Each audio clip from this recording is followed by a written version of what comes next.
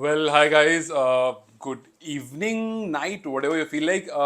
मैं just office आया but एक इंटरेस्टिंग कॉन्वर्जेशन अमित मिश्रा जी के साथ हुई थी ये संदीप लामिछाने के बारे में। तो मैंने सोचा यार आपको उस बारे में बताऊं बिकॉज हम लोग मैच को दूर से देखते हैं और हम लोग मैच देखते हैं, मैच एनालाइज करते हैं, उस बारे में बात करते हैं। कुछ लोग ज़्यादा क्लोजली ऑब्जर्व करता है, कुछ लोग बस एज अ फैन ऑब्जर्व करता है। लेकिन जब आपको उस मैच में उस प्लेयर के बारे पर्टिकुलरली पता चलता है किसी दूसरे प्लेयर से, देन यू अंडरस्टैंड कि यार यू नो कि वो आदमी क्या है। अब जैसी बात मैं इसलिए कह रहा हूँ क्योंकि दिल्ली कैपिटल में अगर आपको याद होगा संदीप जिस टाइम पर आईपीएल खेलने आए थे उस टाइम पर अमित मिश्रा उनके साथ खेलते थे। अमित मिश्रा इंडियन क्रिकेटर, हाल फिलहाल में उनका पॉडकास्ट शुभांकर सर के साथ आया, आप लोग जाकर उसको जरूर देखना। मैंने भी उनसे थोड़ी बात करी थी नेपाल क्रिकेट के बारे, संदीप के बारे, और कुछ वीडियो हमने रिलीज भी करी, कुछ हम रिलीज भी करेंगे आगे। तो संदीप के बारे में जब उन्होंने उनसे हमने बात करी और पूछा कि संदीप को आप किस तरह से देखते हैं, संदीप के साथ आपने काम किया, संदीप से आपने खेला है, नेट शेयर किया आप लोगों ने, तो कैसा है मतलब जब संदीप का हम, हालांकि जिस टाइम पर अमित मिश्रा और संदीप साथ में खेल रहे थे उस टाइम संदीप की एज कुछ 18-19 साल रही होगी, तो उस बेसिस पर अमित ने बहुत सारी बात बताई। जैसे अमित ने सबसे पहली बात बताई कि लड़का स्किलफुल बहुत है लेकिन दिमाग से थोड़ा सा ढीला है। ढीला से उनका मतलब था कि थोड़ा सा इमेच्योर था जब मैं उसके साथ खेल रहा था, वो बहुत नादान जैसा था।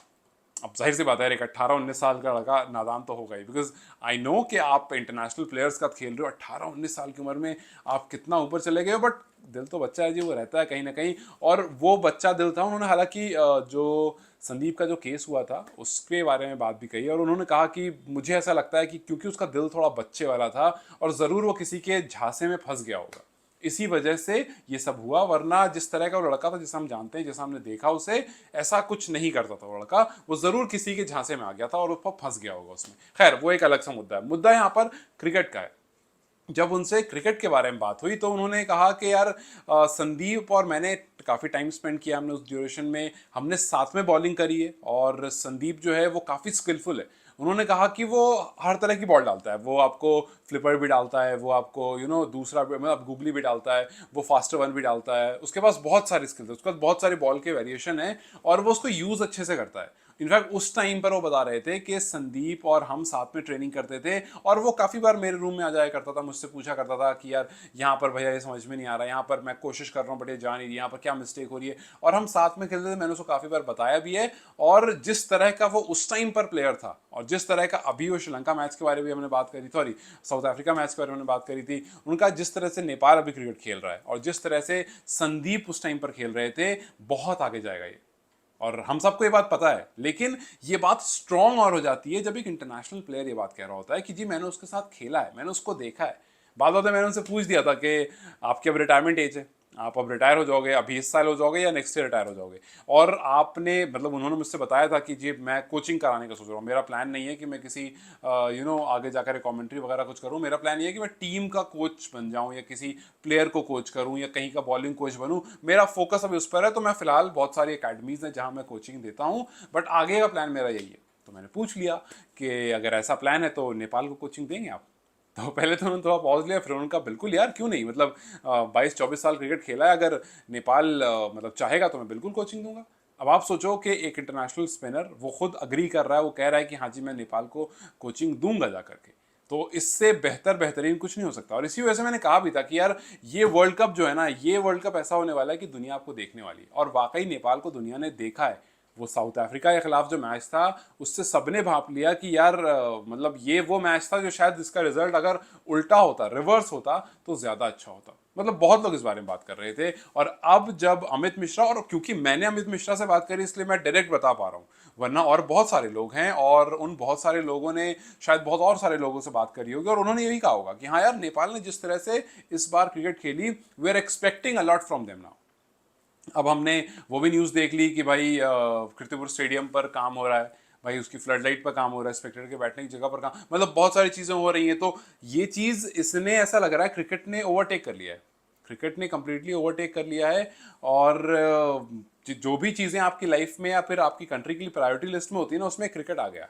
क्योंकि भाई अब लगातार बात हो रही है स्टेडियम्स के बारे में, आपको ये पता है कि आपका स्टैंडर्ड ऊपर जा रहा है, दुनिया आपके बारे में बात कर रही है, प्लेयर है वो कह रहा है कि भाई मुझे कोचिंग, मैं कोचिंग देने के लिए तैयार हूं। तो उसके लिए आपको अपना स्टैंडर्ड ऊपर करना पड़ेगा, उसके लिए आपको अपने मैदान को, अपने इन्वायरमेंट को, अपने स्पेक्टेटर वाले को, मतलब जो भी morning matches, day matches, night matches, सबके लिए अपने ग्राउंड को प्रिपेयर करना होगा, अपने पिचेस को, अपने डिजिटल स्कोरबोर्ड को, और वो किया जा रहा है बिकॉज इस वर्ल्ड कप ने चीज़ें बदल दी हैं। और जैसा मैंने कल कहा था कि जब अगले साल इस टाइम पर बैठकर हम बात कर रहे होंगे तो चीज़ें कुछ अलग होंगी। भाई वो बंदा जिसने संदीप के साथ ड्रेसिंग रूम शेयर किया है, जिसने संदीप के साथ आईपीएल में खेला है, वो खुद कह रहा है कि मैंने उसके साथ खेला और वो काफ़ी अच्छा स्पिनर है। मैंने बोला कि आपके ऐसा ही स्पिन करते हैं? वो तो कहने लगे कि हाँ थोड़ा अलग उसका एक्शन है, लेकिन हाँ वो बहुत ज़बरदस्त बॉलर है।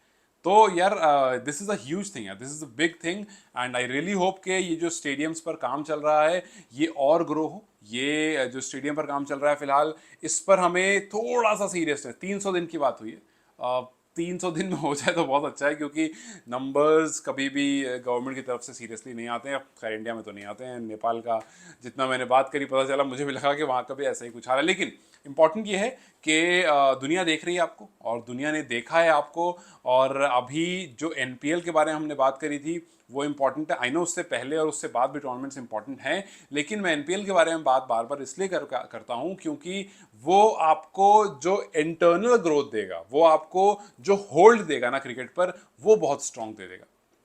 2007 के बारे में हमने बात करी, इंडिया को 2007 में जब इंडिया जीता था वर्ल्ड कप, तब बीसीसीआई ने 12 करोड़ रुपए दिए थे इस पूरी टीम को, एमएस धोनी वाली टीम जो थी।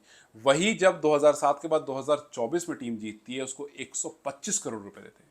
तो आप सोचो कि 2007 जिस टाइम पर आईपीएल के स्टार्ट होने वाली बातचीत चल रही थी, स्टार्ट हो रहा था, उस टाइम आईपीएल नहीं था 2007 में। उस टाइम पर 12 करोड़ रुपए दिए थे, बीसीसीआई के पास उतने पैसे थे, और उस टाइम हमें लगा था 12 करोड़ रुपए दे दिए, और अब बीसीसीआई ने जीतने पर 125 करोड़ रुपए दिए। एक लीग ने आपको बहुत बड़ा बना दिया है। नहीं, मैं ये नहीं कह रहा हूं कि बीसीसीआई सिर्फ आईपीएल से कमाता है, लेकिन आईपीएल से बीसीसीआई जितना कमाता है वो बहुत होता है एक कंट्री की क्रिकेट को चलाने के लिए। और अगर वैसे ही एनपीएल चल गया, अच्छे से, ढंग से, तरीके से चल गया, अच्छे से ब्रॉडकास्टर्स ने काम कर लिया, अच्छे से आप इन्वेस्टमेंट करवा दी, आप अच्छे अच्छे स्पॉन्सर्स लेकर आ गए, बिकॉज स्पॉन्सर्स को चाहिए होता है कि भैया अगर हम पैसे लगाएंगे तो हमें, मतलब आपको रिटर्न में विजिबिलिटी देना पड़ेगा, आपको आई बॉल्स देनी पड़ेगी। और क्रिकेट से ज्यादा नेपाल में किस चीज को विजिबिलिटी मिलती है? किसी चीज को नहीं। तो अगर आपके पास भीड़ है, अगर आपके पास वो लोग हैं जो इस गेम को पसंद करते हैं, दूसरी कोई चीज नहीं हो सकती। तो खैर मेरी ये डिस्कशन हुई थी अमित मिश्रा से, तो मैंने सोचा कि यार आप लोगों से बताता चलूं, और आप जाकर के वो पॉडकास्ट जरूर देखना, उसमें डिटेल में बात है, उनके मुंह से सुनोगे तो आपको और अच्छा लगेगा सुनने में।